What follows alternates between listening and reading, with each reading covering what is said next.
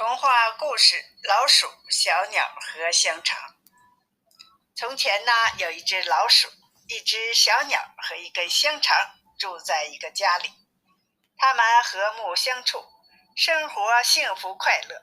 他们分工合作，积累不断增加，变得十分富有。小鸟每天飞到森林里去衔柴回来，老鼠呢挑水生火，布置饭桌，香肠呢负责做饭。有一天，小鸟遇到另外一个朋友，他向朋友自豪地说起了自己惬意的生活。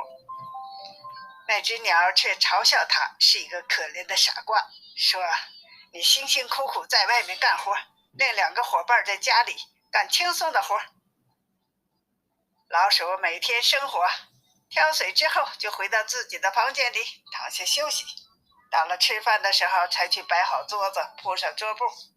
香肠呢，则坐在锅子旁，除了看食物煮的什么样，什么事儿也不做。到了要吃饭的时候，只加一点盐就行了，不到1分钟就干完了。小鸟听了这些话，心里很不是滋味，它飞回家，把柴放在地上。大家还和平时一样，一起坐在桌子边吃饭。吃完饭之后，又回到房间睡觉去了，一直睡到第二天早晨起来。还有什么生活比这更默契、合理分工生活更令人满意的呢？可是小鸟受了朋友的挑拨，第二天不想到森林里去了，还说自己一直在服侍他们两个，做了很久的傻子。现在应该交换一下工作了，家务事儿应该大家轮着来干。尽管老鼠和香肠苦苦劝说，说明他们这样分工最合理，这样才能继续维持正常的生活。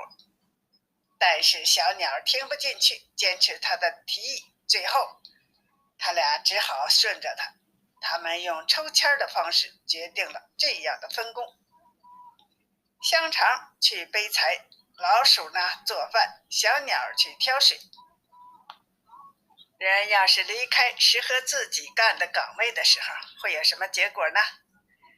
香肠出发到森林里去了，小鸟生起火来，老鼠架好锅子，只等香肠回来，搬来第二天用的柴火。但是香肠去了很久也没有回来，他俩意识到他一定出事了。小鸟马上飞出去，沿着小路去找香肠。但他飞了不远，就发现路上有一条狗。狗说他遇到了可怜的小香肠，把它当作可以捕食的猎物，抓起来吃掉了。小鸟指责狗公开抢劫，行凶杀人，但一切话都已毫无用处，因为狗说他发现香肠从事的工作与他的身份不符合，断定他是伪装的间谍，这样才把他杀死了。小鸟非常伤心地捡起柴火回到家里，把自己所看到和听到的都告诉了老鼠。他和老鼠都很悲痛，但他们两个商定最好还是住在一起吧。小鸟把桌子铺好了，老鼠把菜也做好了。但当老鼠去盛菜时，热气一冲，它一下子就掉进了锅里，连烟带烫就死去了。小鸟来到厨房，想把饭菜端到桌子上去，可它没有看到厨师。它把柴枝翻来覆去，扔得到处都是，这里叫那里喊，每个地方都找遍了，就是找不到厨师。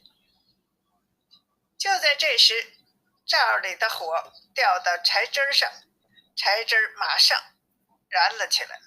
小鸟急忙去挑水，但忽忙间又把木桶掉进井里去了，它也跟着一起掉了下去。一个好端端的家庭就这样完了。如果他们还从事以前自己擅长的工作，他们就不会这样了。